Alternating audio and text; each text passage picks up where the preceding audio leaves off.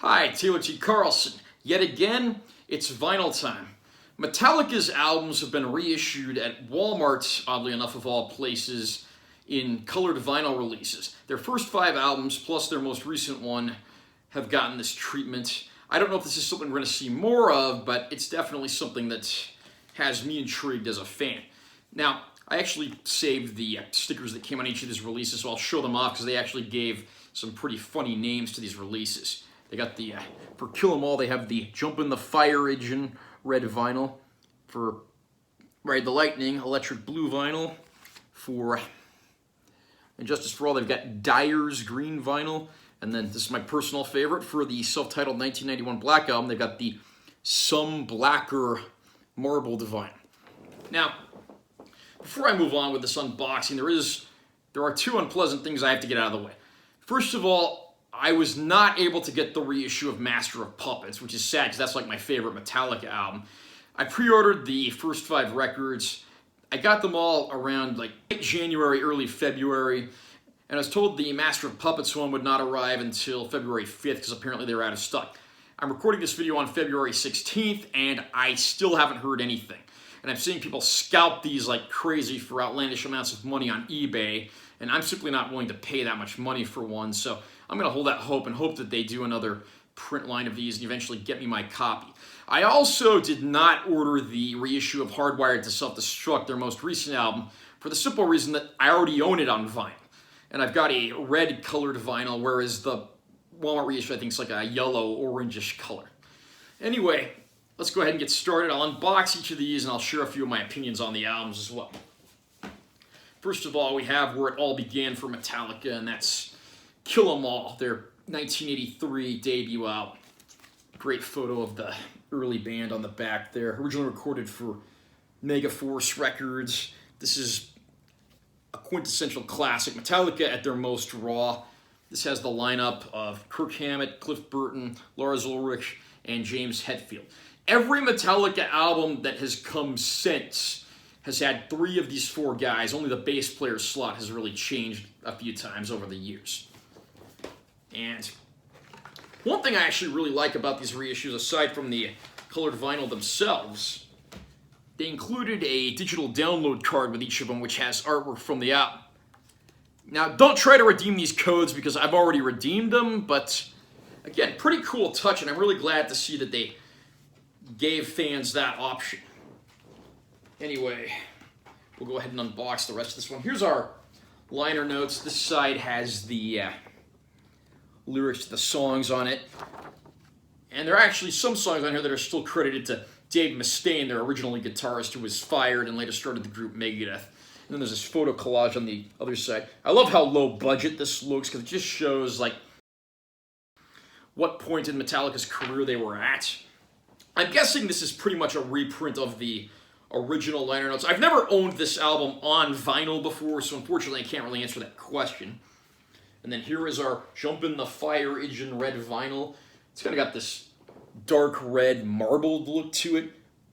It looks a little different than some of the, the other like transparent red vinyls that I've had over the years. So I'm glad they at least made that look somewhat unique. And this album is the one that gave us songs like The 4 Horsemen, Hit the Lights, Whiplash, Jump in the Fire, Phantom Lord.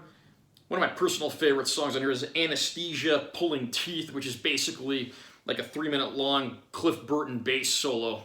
May he rest in peace, one of the all-time greats. And second up on the list, and probably quite possibly my favorite Metallica album, Ride the Lightning. This was the album where things were really taken to the next level. Originally recorded for Megaforce, but it was picked up by Elektra, and the band got their major label deal. This record only has 8 songs, but of those 8 songs, probably about 75% of them are quintessential Metallica classics. Got the title cut, Fight Fire with Fire, For Whom the Bell Tolls, Fade to Black, Creeping Death, and the instrumental The Call of Cthulhu, which finishes things off.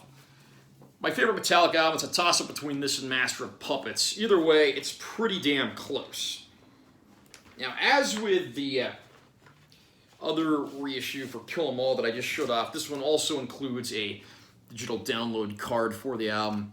Once again, don't try the code because I already redeemed it, so you're just going to be wasting your time. Here we've got our liner note sheet. Photo of the band there. All the info down here. It says Metallica produced this themselves, and it says that the assistant that worked on it with them was a guy named Fleming Rasmussen. Fleming Rasmussen came to the attention of the band because he had worked on the Joel Turner era Rainbow albums, and so when they figured they could get the guy that worked with Rainbow to work on their albums, that would probably be a pretty cool idea. And needless to say, that's part of what gives these early records their sound. They're certainly less produced than later Metallica albums, but that's not really a bad thing. Now, one complaint I do have with the Ride the Lightning reissue, it's this sort of pale, really hard to see blue font for the track list. I mean, can you even tell that the track list is there? It's so hard to read. Why couldn't they pick a different color? Fortunately, though, the record itself looks amazing. It's got this blue marble look to it, and I absolutely adore the way this looks.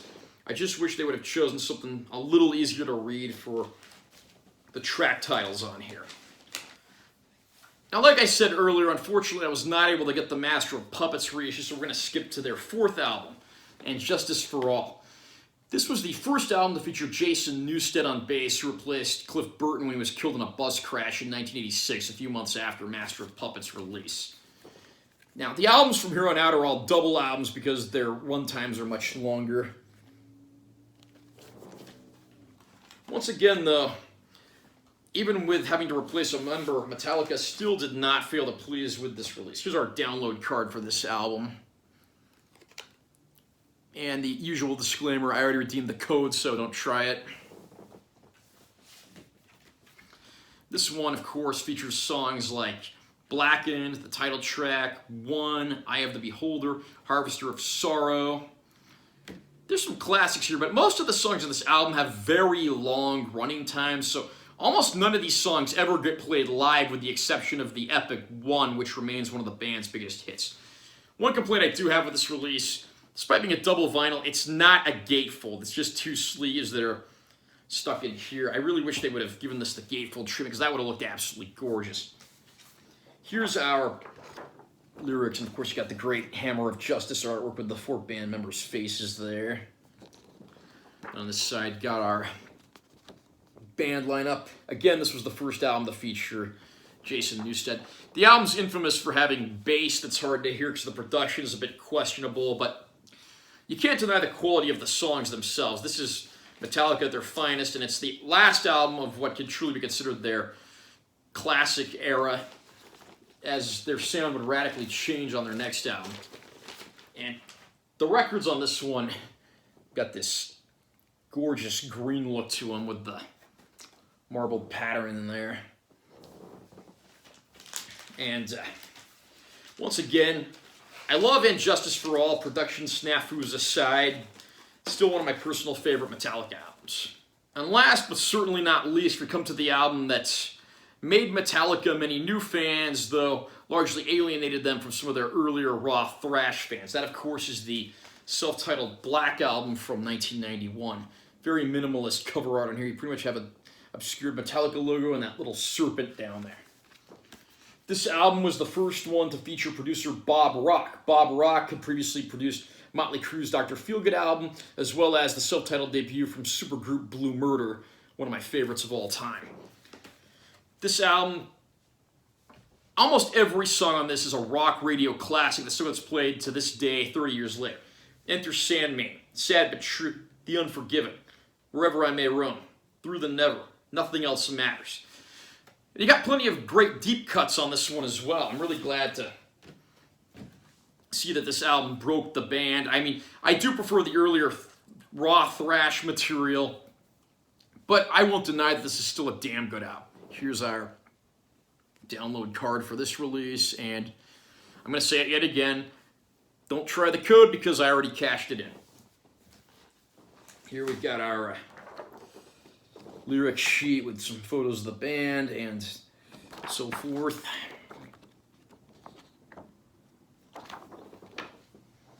And I really like how the records for this one look. I mean, you could have just Because the Black Album, you could have just had black discs and it would have been appropriate like every other record. But they gave us this transparent, dark gray marble thing. I don't even really know how to describe this, but it looks gorgeous. And I'm glad the album got the treatment it deserved here. I'm really eager to see, too, if there will be any colored vinyl reissues of Metallica's later albums as well. Are you a Metallica fan? Have you picked up any of these Walmart vinyl reissues? Comment down below and let me know what you think. Also remember to subscribe to my channel for more content, as I'm always posting new vinyl videos. And give this one a like if you found it helpful or interesting. I'm Taylor T. Carlson. See you next time.